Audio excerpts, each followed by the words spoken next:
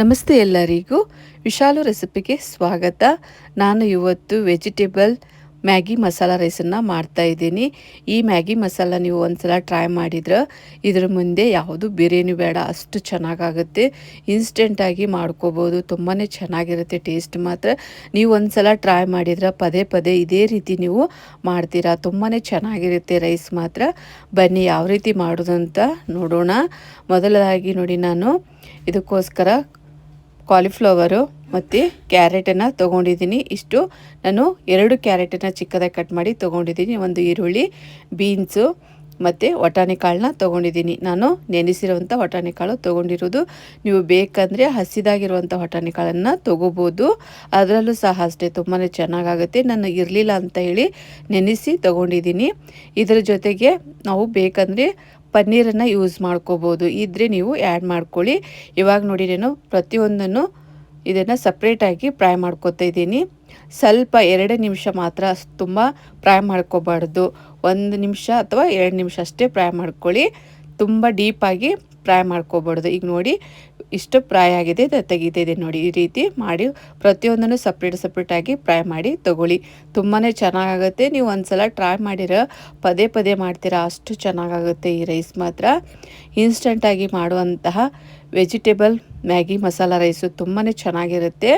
ನೀವು ಎಲ್ಲ ಥರ ರೈಸನ್ನು ಟ್ರೈ ಮಾಡಿರ್ತೀರಾ, ಒಂದು ಸಲ ಈ ರೀತಿ ಮಾಡಿ ನೋಡಿ, ಎಲ್ಲರಿಗೂ ಲೈಕ್ ಆಗುತ್ತೆ.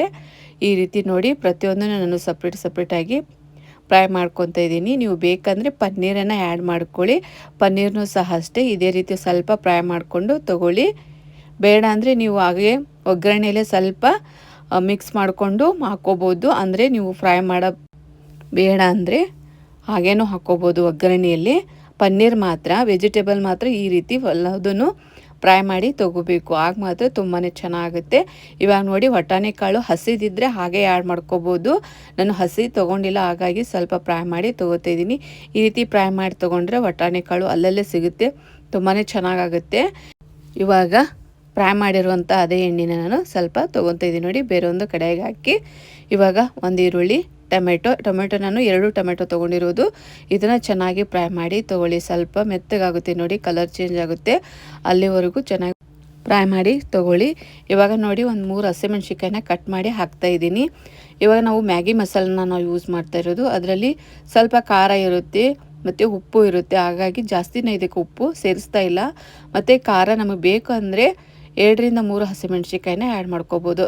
ಇವಾಗ ನೋಡಿ, ಫ್ರೈ ಮಾಡ್ಕೊಂಡಿರುವಂಥ ವೆಜಿಟೇಬಲ್ನ ಇದಕ್ಕೆ ಸೇರಿಸ್ತಾ ಇದ್ದೀನಿ. ಹಾಕಿ ಚೆನ್ನಾಗಿ ಮತ್ತೆ ಮಿಕ್ಸ್ ಮಾಡ್ಕೊಳ್ಳಿ.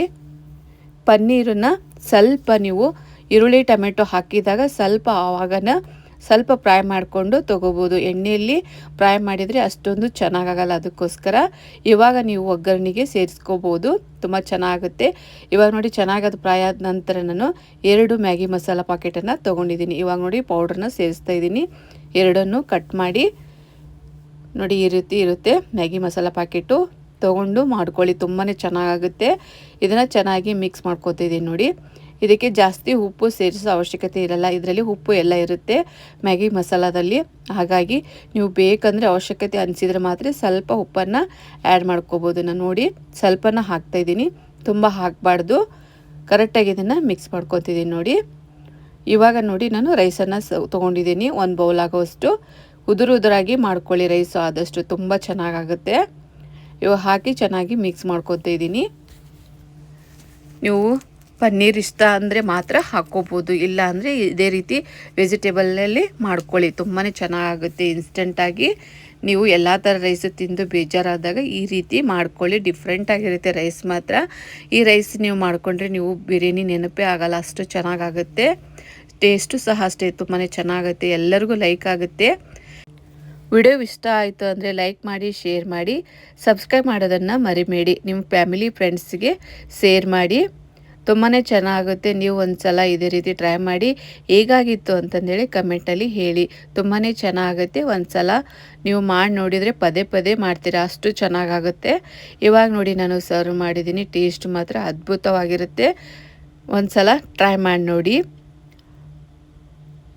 ಟೇಸ್ಟಿಯಾಗಿರುವಂಥ ವೆಜಿಟೇಬಲ್ ಮಸಾಲ ರೈಸು ರೆಡಿಯಾಗಿದೆ. ಮ್ಯಾಗಿ ಮಸಾಲ ರೈಸು ತುಂಬಾ ಚೆನ್ನಾಗಿರುತ್ತೆ. ನೀವು ಮಾಡಿದರೆ ಪದೇ ಪದೇ ಇದೇ ರೀತಿ ನೀವು ಮಾಡ್ಕೊಂಡು ತಿಂತಿರ್ತೀರಾ ವೆಜಿಟೇಬಲ್ ಇದ್ದಾಗ, ಅಷ್ಟು ಚೆನ್ನಾಗತ್ತೆ. ವೆಜಿಟೇಬಲ್ ಬೇಡ ಅಂದರೆ ನೀವು ಜಸ್ಟು ಒಗ್ಗರಣೆಯನ್ನು ಮಾಡೋ ರೀತಿಯಲ್ಲಿ ಮಾಡಿಕೊಂಡು ಮ್ಯಾಗಿ ಮಸಾಲನ ಸೇರಿಸ್ಕೊಂಡು ಮಾಡ್ಕೋಬೋದು. ತುಂಬಾ ಚೆನ್ನಾಗುತ್ತೆ. ಮತ್ತೆ ಭೇಟಿಯಾಗೋಣ ಮುಂದಿನ ರೆಸಿಪಿ ಒಂದಿಗೆ. Thank you for watching.